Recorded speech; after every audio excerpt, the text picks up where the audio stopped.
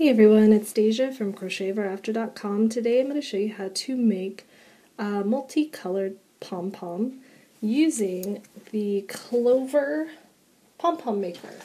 So if you've seen my previous review and tutorial of the Clover Pom Pom Maker, this is a bigger size just so you can see what the package looks like. In case you want to buy them, you'll know what to look for. But if you've seen my previous review and tutorial, I found this pom-pom maker to be very easy, and it gave me lots of ideas on how to create lots of different pom-poms. And pom-poms and crochet go great together. You can put them on tops of beanies, on the little strings that hang down from beanies, on the ends of blankets and scarves. Lots of different uses for pom-poms. So I'm going to do a little series on creating different pom-poms that I've come up with this machine. So this is going to be our first, which is pretty basic. It's a multicolored pom-pom. This is a 2-color. I'm going to show you how to do a 3-color. So depending on how many colors you want your pom-pom to be, just substitute with that many. Okay, so to start getting ready to make your pom-pom, this machine, it's really easy to work once you figure it out. It looks kind of strange when you first get it. It's a 2-part machine. You just stick it together if it's not together for any reason. And it has arms. It has these arms that come up. You want the arms to be lined up on both sides. You see there's 4 arms, but you're going to be using 2 at a time. So you're going to open up one side of your arms, grab the yarn you want to make your pom-pom out of. I'm doing pink, red, and white this time so you can see a 3-color variation. And what I do is I hold my tails in the yarn, or the hand that I'm holding my pom-pom maker, and then I just start at one end and I start winding. And I like to keep the yarn lined up. I find that the pom-pom looks more uniform and it doesn't take as much cutting to get it to look even, like an even ball all the way around, rather than if my yarn is all twisted up as I wind. So try to keep your yarn flat as you're winding it around. It's going to make it nice and twisty down here, but the end result is a lot easier to cut and make it look nice at the end. So as I've been making these pom-poms, I've found out that you can stuff this in. You can get this all the way till your center part is almost completely flat. You can see how there's a divot. You can keep winding this until it's almost completely flat, because when you put it down here, you only have a slight bulge where that little bar is. So keep winding on top of each other. Once you get to the end, then come back and wind the other way. Try to keep your strands nice and flat. And you'll see that I don't have any specific order to the color. I'm just putting it in, because once I cut it, it's going to be kind of jumbled everywhere. So don't neglect your sides. Once you get all the way over here, make sure you get all the way up onto the side. I'm going to do this first side completely with you, just so you can see how it looks. You can see I'm very twisted. I'm like a candy cane down below now. So just kind of run your fingers to straighten it out. Trust me, it's easier to do this part now than to have to cut for a half hour to get your ball looking uniform. And I'm not pulling it super tight. I'm pulling it tight enough that it's nice and taut. But I found that either pulling it super tight or pulling it just taut gives the same results.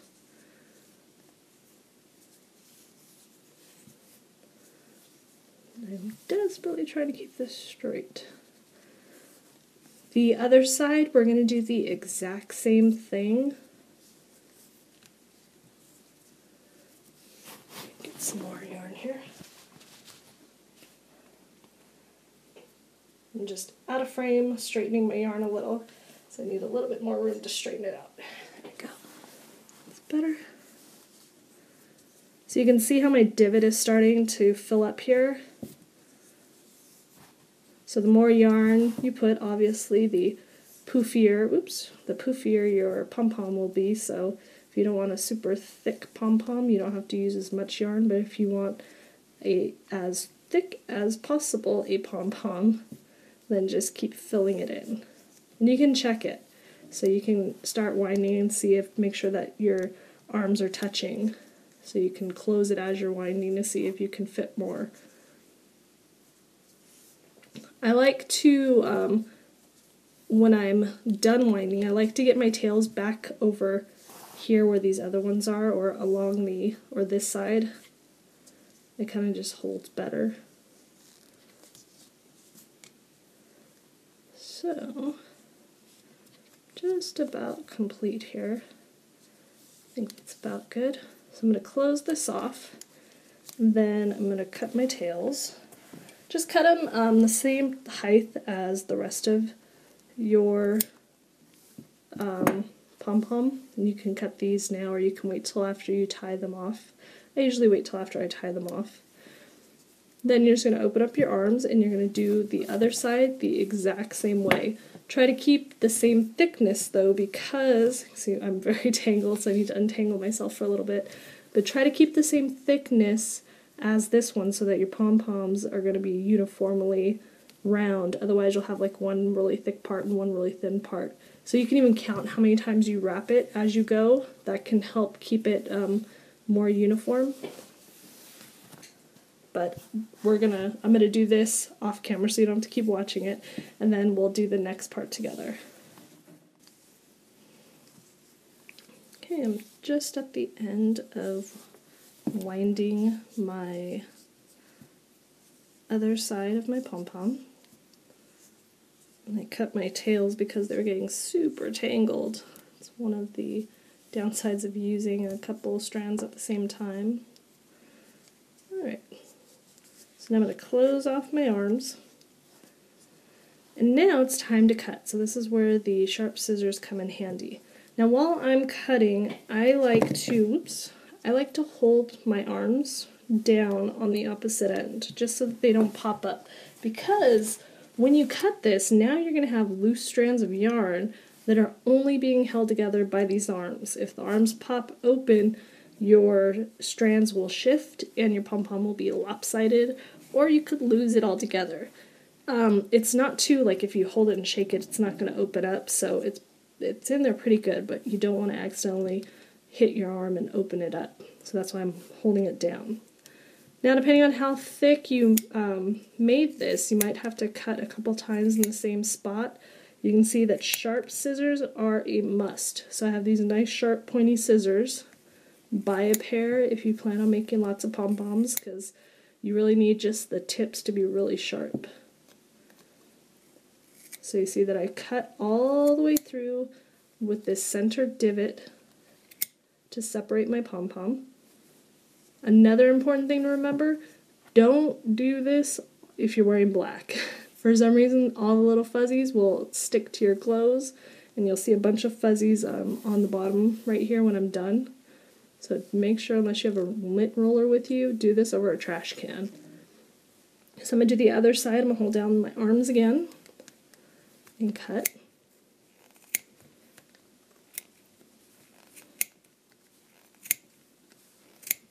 And then we are almost done.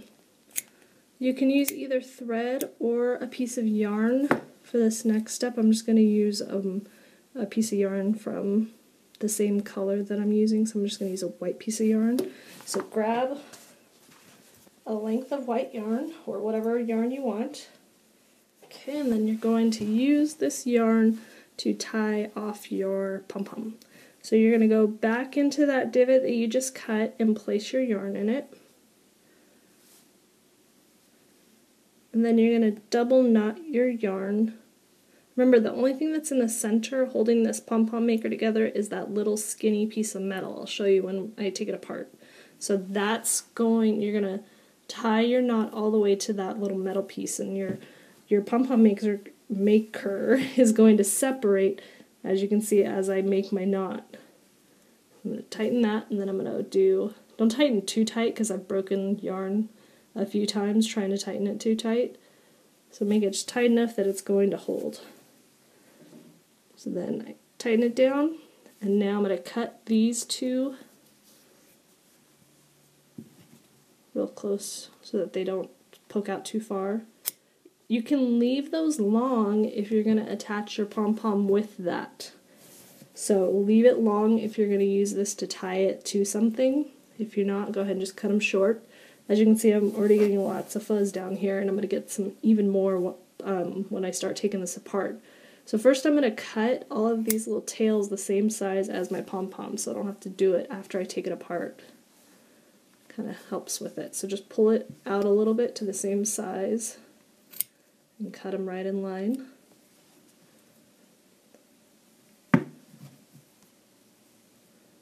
And then make sure you do this over the trash can, this next part, because this is where all the fuzzies come. Open up your one side, so pull your arms, and kind of fluff it like this. Just do this to get all those fuzzies off before you start using it for your project. That way it's pretty clean. You can even roll a lint roller over it. You can see all the fuzzies that are coming off. So do that to both sides. I find it just easier to do now before you totally take apart your pom-pom. Then, once your arms are open, you're just going to grab your sides and pull them apart.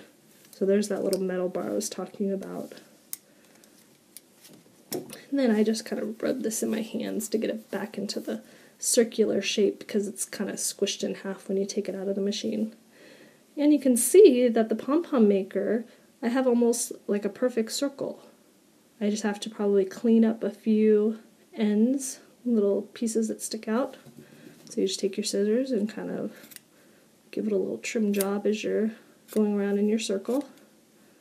Look for the pieces that are sticking up a little bit higher than the rest.